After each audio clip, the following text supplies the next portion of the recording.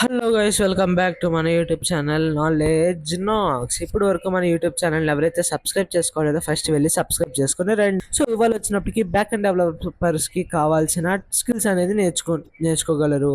So starting వచ్చినప్పటికీ programming languages అన్నమాట. Programming లాంగ్వేజెస్లో మనకి డిఫరెంట్ ప్రోగ్రామింగ్ లాంగ్వేజెస్ ఉంటాయి. Python, Java, Ruby, cobalt, R ఇలా డిఫరెంట్ లాంగ్వేజెస్ ఉంటాయి.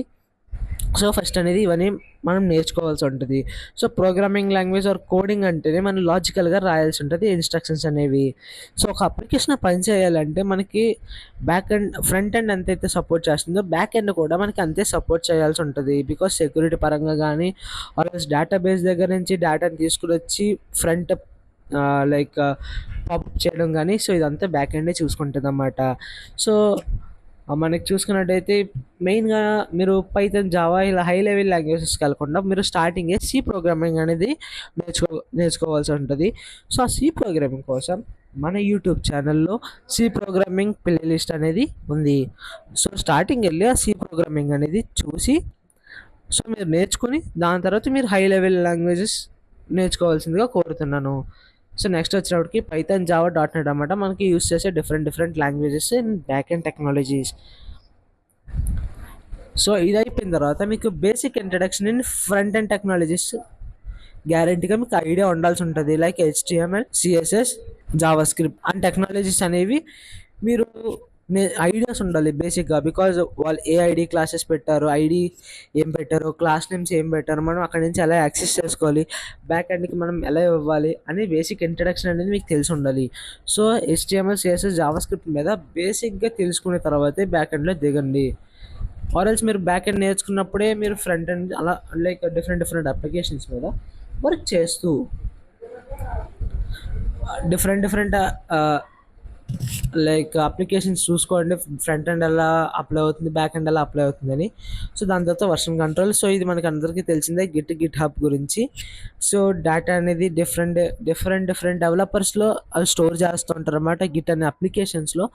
సో మీరు అక్కడి నుంచి మీరు యాక్సెస్ చేసుకోవచ్చు. మీరు కావాల్సిన code, even machine learning code అయినా ఏదైనా అక్కడి నుంచి మీరు అనేది యాక్సెస్ చేసుకోగలరు. సో దాని తర్వాత DBMS అన్నమాట, డేటాబేస్ నుంచి అస్తమానం మాట్లాడుతున్నాము. సో MySQL అండ్ MongoDB అనేది రెండు ఉన్నాయి.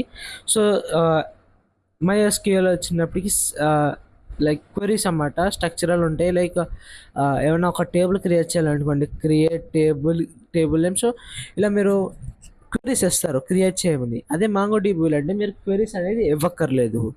సో అన్స్ట్రక్చరల్ క్వరీస్ అన్నమాట అవి. సో DBMS అనేది కంపల్సరీగా నేర్చుకోవాల్సి ఉంటుంది. And next knowledge of APIs అన్నమాట. సో మనకి దీంట్లో మ్యాక్సిమం రెస్ట్ఫుల్ APIs అనేది మనం ఎక్కువ యూజ్ చేస్తాము. సో ఇది వచ్చినప్పటికీ ఒక APIs అంటే అప్లికేషన్ ప్రోగ్రామింగ్ ఇంటర్ఫేస్ అన్నమాట. సో ఇదేంటంటే లింక్ చేస్తుంది అనమాట. ఇప్పుడు మీకు ఫేస్బుక్ ఆర్ గూగుల్ ఈమెయిల్ ఐడితో మీకు లాగిన్ అవ్వాలి. సో మీకు అక్కడ కింద కొన్ని అప్లికేషన్స్లో కింద లాగిన్ విత్ గూగుల్ అని వస్తే గూగుల్ మీద నొక్కగానే డైరెక్ట్గా మీకు గూగుల్ యాక్సెస్ అయిపోయి ఈమెయిల్లోకి వెళ్ళిపోయి అక్కడి నుంచి ప్రెస్ చేయమంటుంది. సో ఈ లింకింగ్ ఎలా చేస్తారంటే వయా యూజింగ్ APIs అన్నమాట. So next problem solving already మీకు చెప్పినట్టే మీకు లైక్ కోడింగ్ స్కిల్స్ ఎలాగైతే ఇంప్రూవ్, కోడింగ్ స్కిల్స్ ఒకటే ప్రిఫర్ అవ్వవు. అక్కడ మీరు లాజికల్గా ఎలా థింక్ చేస్తున్నారు, ఒక ప్రాబ్లం ఇచ్చినప్పుడు అది లాజికల్ వేలో ఎలా సాల్వ్ చేస్తున్నారు. సో ఇదంతా మీకు మేజర్గా లైక్ ఏమంటారు మానిటరింగ్ లాగా అనుకోండి. సో ఈ మేజర్ ఫ్యాక్టర్స్ అన్నమాట ఇవి. సో అదన్నమాట ఈరోజు వీడియో. సో మళ్ళీ నెక్స్ట్ వీడియోకి వెళ్దాం. అంటే take care, bye bye, see you.